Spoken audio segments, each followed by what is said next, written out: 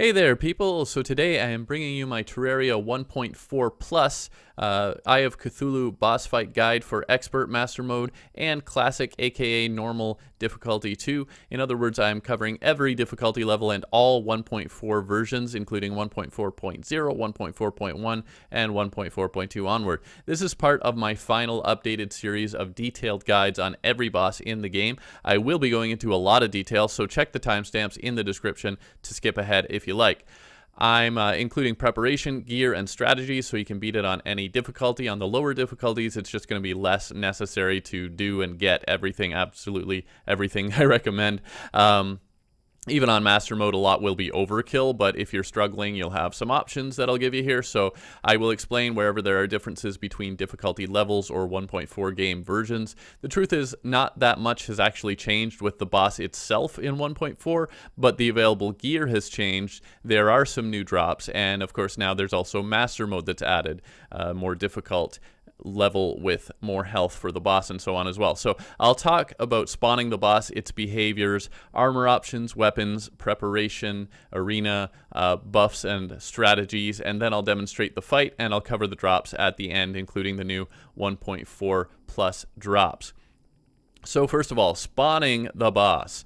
The Eye of Cthulhu spawns after at least one player has at least 200 health points, 10 defense, and 3 NPCs living in houses. There's a 1 in 3 chance that the boss will automatically spawn each night after those conditions are met until you defeat it. So if you aren't ready yet, if you don't want to be bothered with the boss automatically spawning, just get to 180 health points and then save up the rest of your heart crystals before you use them all and go to 200 and beyond. So once you're at 180, you'll just need 11 more heart crystals, and then you can actually jump all the way to 400, so you're ready with the maximum health when you want to fight it. So that's one strategy. The Eye of Cthulhu can also be summoned manually via the suspicious looking eye item, and that is found in chests underground, or you can also craft it from 6 lenses at a demon or crimson altar. The Eye of Cthulhu will only spawn at night and will not spawn naturally if all players are underground, so another way of avoiding or postponing the fight is to run underground for the night. After you see that message, you feel an evil presence watching you, which is the message that indicates the boss is going to spawn that night. So you can just run underground and avoid it for that night if you want to as well. It can, therefore, only be fought at night, and it will fly away when dawn comes if it's not defeated by then. So if you know how to craft a watch in the game, it's 7:30 p.m. That night falls, and it's 4:30 a.m. That dawn comes. So that's the period of time that you have to fight the boss normally. Now, about the boss and the fight stages. So the Eye of Cthulhu has 2,800 life in Classic or Normal difficulty, 3,640 in Expert, and 4,641 health points in Master Mode. Note that in Expert or Master multiplayer, the health points will be increased further based on the number of players. It doesn't do that in Classic or Normal difficulty, just on the higher ones. And the Eye of Cthulhu can fly through blocks and platforms, including flying below and through the ground. So in its first stage, the boss flies around spawning servants of Cthulhu, those little eyes that you see on the bottom left there. And then it also charges the player 3 times. The servants are basically smaller, weaker demon eyes that you'll encounter at night in the game. It spawns more of them in Expert or Master Mode. The servants will drop hearts and mana stars, so that can actually help make the first stage of the fight easier to survive. Close range weapons like swords can be useful to swat or kill the servants in this stage, but they might not be so good for hitting the boss itself. In the second stage, it sheds its pupil, revealing a mouth, a gaping mouth with teeth to bite you, and it will repeatedly charge at you. So it transforms at half health in Classic or Normal difficulty, but it actually transforms sooner at 65% health left in Expert or Master Mode. It takes a moment to complete this transformation, and it spawns more of those servant minions while changing. So it's a great opportunity to cause some damage. But at the same time, you do need to deal with those servants, of course, as well. In normal mode, it will charge 3 times and then pause. In expert mode, it will charge 3 times initially, and then it will do a faster dash at a faster speed.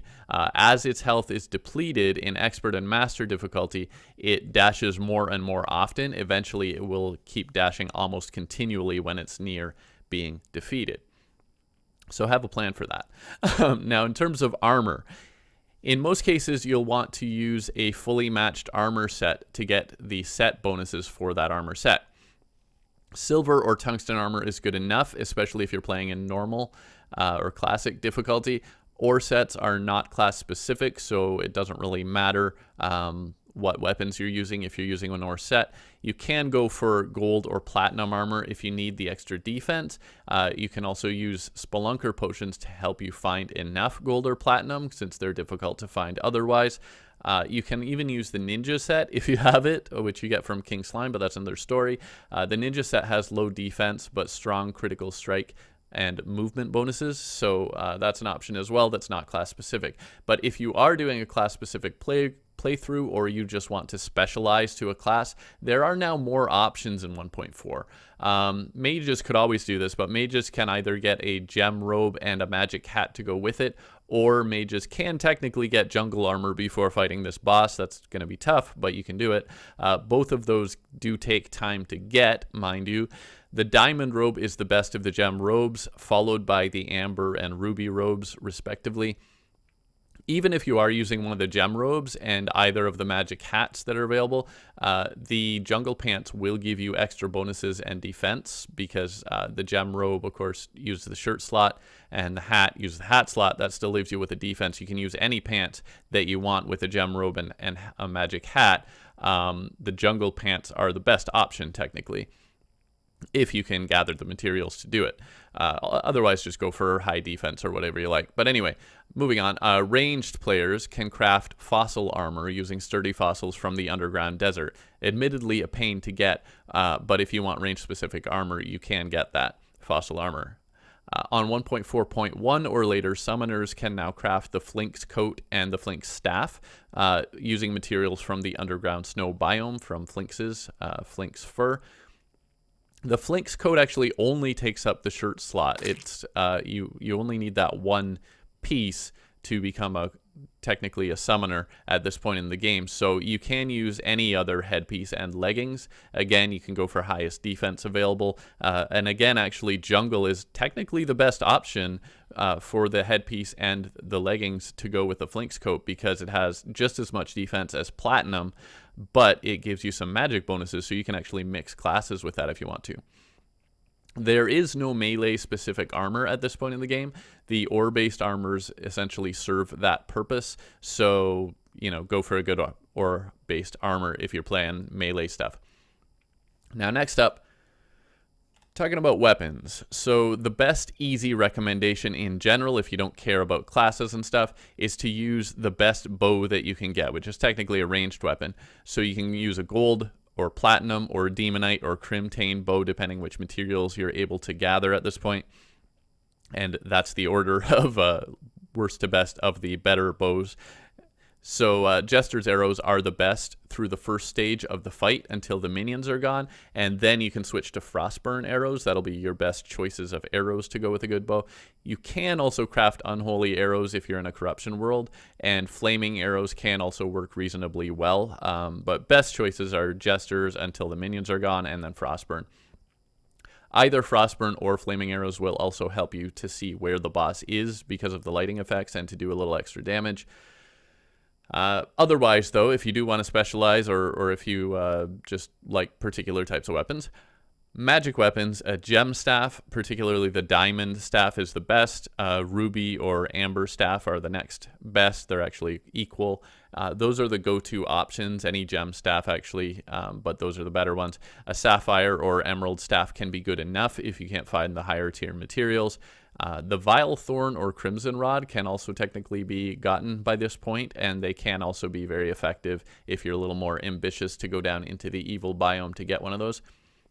In terms of melee weapons, the Thorn Chakram or the Amazon Yo-Yo are likely the best options and the best use of jungle ingredients if you're willing to go down there. Obviously, that's It's a little early to necessarily be digging down in the underground jungle for some of the materials to get that stuff, but if you really are willing to, those are probably the best melee weapons available.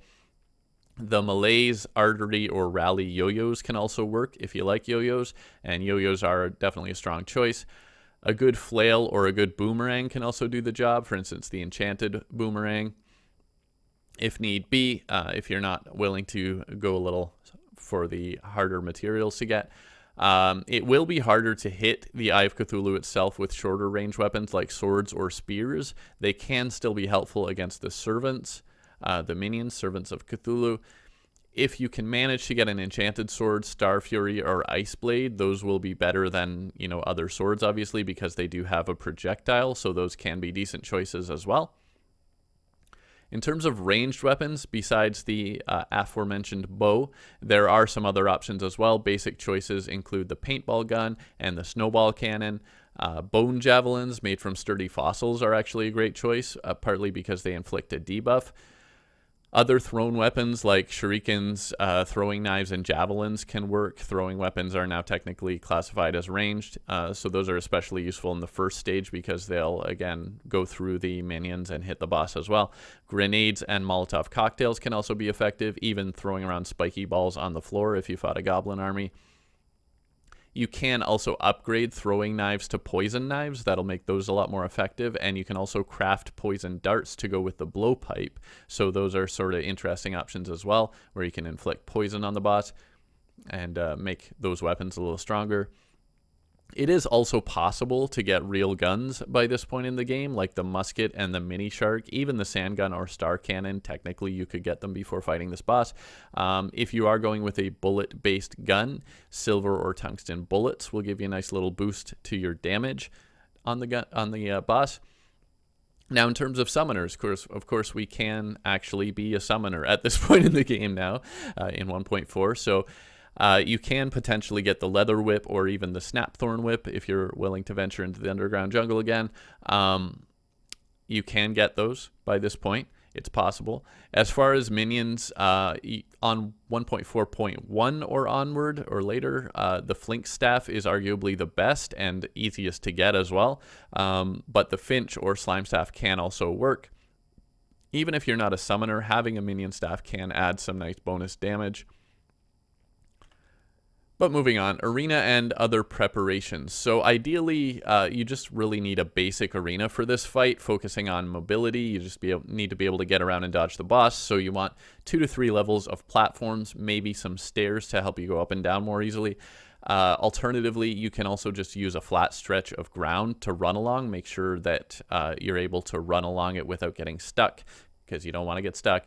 Even better, use some flat sand with the Dune Rider boots, because those will give you a speed boost on sand. Campfire, Heart Lantern, Star in a Bottle, if you use magic weapons, Sunflower for speed, those are all things that will give you nice boosts as well. If you want to go a little further, you can also add a Bast statue, a garden gnome, and even a honey pool you technically could get to dip in and help you regenerate your health. I hope you don't need that against the Eye of Cthulhu, but you never know. Buff potions will certainly help as well if you need a boost, such as Iron Skin, Regeneration, Swiftness, and so on. Those who are using bows should use archery potions. Magic users should use magic power and mana regeneration if you think you need it, or even might. Check out my potions guide for full details and recipes for buff potions and more. There is a specific section in my potions guide about buff potions. It's in the timestamps for that. In expert or master difficulty, you will need some kind of food for the well-fed buff, and it's still useful even on normal or classic. Ideally, you want the highest tier food boost. So there's now 3 tiers in 1.4 as well. There's minor, medium, and major boost food, essentially. So you want the major ones for boss fights. Food does help you to move faster, helps you to regenerate health faster, and other little boosts. So use a food if you're on those difficulties. You'll even notice if you're running across the world, if you eat something, you'll run faster, helps you get around. Anyway, accessories can help as well, of course, and you can get a few good ones by this point that'll give you a little help. The Cloud in a bottle, Sandstorm in a bottle, Blizzard or Tsunami in a bottle, any of those bottles, Band of Regeneration, Hermes, Sailfish, or Flurry Boots to help you run faster, Sharktooth Necklace to help you lower the boss's defense in the first stage specifically, even a Shackle to give you a little extra defense. Still useful. Fledgling Wings and or a balloon, shiny red balloon or its derivatives. If you happen to have the Goblin Tinkerer, you can derive things from those. Will also help greatly with dodging. Even a Frog Leg helps you jump faster. Anything with a warding modifier, anything at all, warding modifier is worth equipping for the extra defense. Armored will do as well. At this point in the game, those few extra defense points will make a difference. Anything menacing or lucky will also help to boost damage output and end the fight more quickly. In terms of mounts, the only one you're likely to get at this point is the Slimy Saddle. It actually can work well. You can bounce on the boss, on the top of the boss to do a little extra damage. You just have to be careful about fall damage. If you're using that, I guess technically if you've been doing some fishing, you could have the carrot, fuzzy carrot bunny mount, which you can debate whether that's better than being on foot. Anyway, moving along again. Strategies. The main thing is to keep dodging, of course, and to use weapons that can hit a moving target easily. Of course, it helps to learn the patterns of the boss, particularly the charging patterns in the second phase. Doesn't hurt. Knowing the patterns will help you dodge it. During the first stage, a closer-up weapon like a sword, again, can help deal with the servant minions. Piercing weapons also work very well, since they can hit more than one servant and potentially hit the eye itself at the same time. So you can also aim your weapons at the pupil, since the servants spawn from the pupil, so that's kind of a win-win. You can do a little extra damage. You can focus on damaging the eye and kill the minions at the same time by aiming at the pupil. The Eye of Cthulhu does actually have 12 defense in the first phase, but in the second phase it actually has no defense at all, so you can modify your strategy accordingly. The higher damage weapons will help more in the first phase to overcome the defense, but in the second phase, overcoming the defense doesn't matter, so rapid attacks like, you know, a mini shark or something are going to do just fine in the second phase because there's no defense to worry about. Of course, again, hitting it with debuffs such as fire, frostburn, poison, and so on will help do a little extra damage. Particularly expert and master towards the end, it really helps to hit it with some debuffs to sort of knock down that last bit of health while it's charging very fast, and you need to dodge it very fast. So, without further ado, let's move on to the boss fight. Okay, so I have zoomed in my UI as well so you can see my gear. I just want to show you that quickly. This is complete overkill. I'm using gold stuff here, and I've got like 2 different jumping bottles and shackle and boots and regeneration, and I'm going to do a melee fight first. I actually want to see if I can do this twice in one night. So I've got feral claws. Definitely this is major overkill, but I've got the thorn chakram as I recommended, the rally here, the javelin, and then I'm going to try to swap in a summoner mage mix here, actually, as I sort of described there. We'll try that as the second one. So first of all, I've got a Golden Delight, the absolute best food that you can get. And then I'm actually going to zoom this out so you can see the boss more easily. And then I'm going to want to put on my potions. And then... Okay, so let's start this. I scaled my UI back because it was kind of in the way a little, and of course I have like way more potions and things than you should probably need for this. But basically this is a nice option for a weapon. I did technically bring some javelins here as well. I might give those a shot even though I'm supposed to be doing melee. But you can see, you know, because they're a piercing weapon, they go through both the eyes, the minion eyes, and hit the boss itself. Let's, I should really swap in my string if I'm going to do yo-yos, so let's do that. And I've just got a rally, so that's not quite so impressive, but it's decent. And you can see, you know, yo-yos are better on PC because you can aim them a lot better. I hear they're not so great on console, but they definitely are a good option for PC. I don't even care that much about getting hit because I have like the campfire, and this is master difficulty. It's a journey mode world, but it is set to master for the difficulty part. There we go. Got that transformation. You can see because it is master mode. He did that at the 2/3 level. Now, I'm going to want to clear out those servants of Cthulhu, but I also want to hit him. I guess they're not actually... There we go. I did get some heart reach potions, so that's a thing as I clear out those servants. They might actually get me some health. And this works a lot better because I have the feral claws. It's auto fire. And it works a lot better when you're close up if you don't miss. Okay, let's go back to the rally. This is the part where it does get a lot more challenging towards the end if you don't have something that can easily hit a moving target or something that can inflict a debuff. So I'll use my Thorn Chakram again to try to get that debuff on. But it is a lot harder to actually hit with. I'm really not doing well at dodging.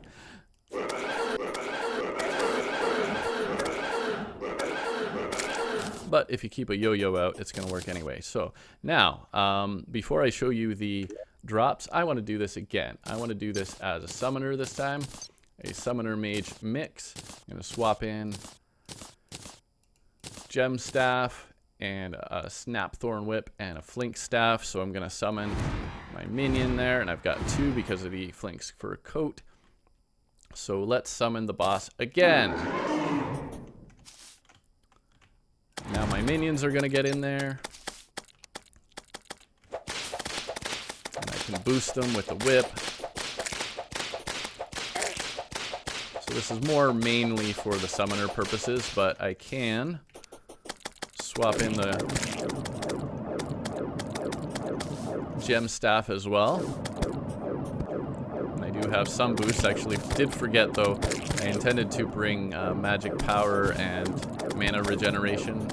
You know, makes a lot more sense if you're trying to use magic weapons.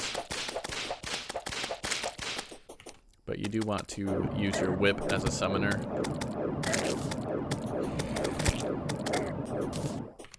And there we go.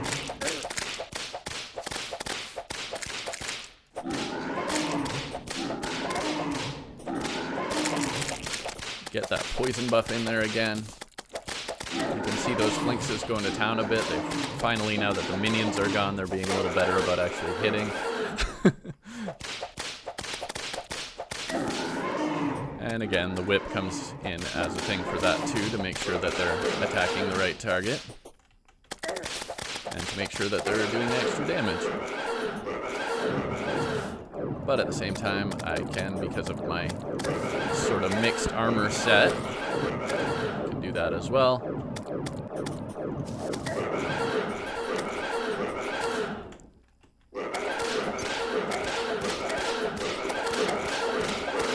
Of course, my defense is not as good, but that's okay because we do enough damage. We took him out anyway. So, let's now talk about the drops. Well, the Eye of Cthulhu always drops 30 to 90 Demonite or Crimtane, or 1 to 3 Corrupt or Crimson Seeds, 5 to 15 Lesser Healing Potions. There's also a 1 in 7 chance that the Eye of Cthulhu will drop the Eye of Cthulhu Mask, plus 20 to 50 Unholy Arrows if you're in a Corruption world, and only if you're in a Corruption world. It also drops 3 gold coins if you're on normal or classic difficulty, and it drops 7 gold and 50 silver if you're in expert or master difficulty. There's a 1 in 10 chance that it will drop the Eye of Cthulhu trophy, a 1 in 40 chance in normal or classic to drop the binoculars, which rises to 1 in 30 for expert and master mode. If you defeat it on the same day as the Wall of Flesh, you will always get Badger's Hat from whichever one you defeat last. So you'll only get it from the Eye of Cthulhu if you defeat the Eye of Cthulhu after the Wall of Flesh on the same day. The Expert or Master Mode Treasure Bag if you're playing on those difficulties, you will get the treasure bag. It will contain most of the items already mentioned in the bag instead of direct drops, but it will also always contain the Shield of Cthulhu. You will also get 3 bonus gold coins in the treasure bag if you're in a Crimson world. Maybe that's a compensation for not getting the unholy arrows. The Shield of Cthulhu itself, though, performs a dash attack by double tapping. It inflicts 30 melee damage on enemies if you hit them with the dash, and it also provides momentary invincibility. In Master Mode, the Eye of Cthulhu will always drop 0x33's Aviators and also the Eye of Cthulhu Relic. Plus, there's also a 1 in 4 chance in Master Mode that it will drop the Suspicious Grinning Eye pet item. So, let's actually see what I got. Yes, this is in-game, hence that's why you're hearing all those sounds. So I defeated it twice, I got 2 relics, but I also got 2 treasure bags. So I've got the Aviators, I can put those on, look cool. Gave myself a little afro in this one. And let's see, I've got those healing potions, of course, in the treasure bag. Bam, I got the cash, I got the seeds, the Crimtane ore, the Shield of Cthulhu. Let's open the other one. I got another Shield of Cthulhu. Yeah, okay. And I've got the Eye of Cthulhu mask, so I can swap that in place of the shades. Let's just zoom in on that. So there's the Eye of Cthulhu mask. There's the shades. It does look kind of cooler, although less scary. And yeah, let me show you the Shield of Cthulhu in action here quickly as well. Just swap that in randomly in place of one of my other things. I've got zombies down here, so I can dash, Shield of Cthulhu, dash. And there you go, that's basically it. It allows you to dodge very quickly. It's actually useful in a lot of boss fights, especially pre-hard mode after this one. So there you go. And that is the video. So I hope you liked the video. Thanks for watching. Please subscribe if you haven't already. And I'll see you next time. I'm going to be getting back and doing a lot more of these. Bye for now.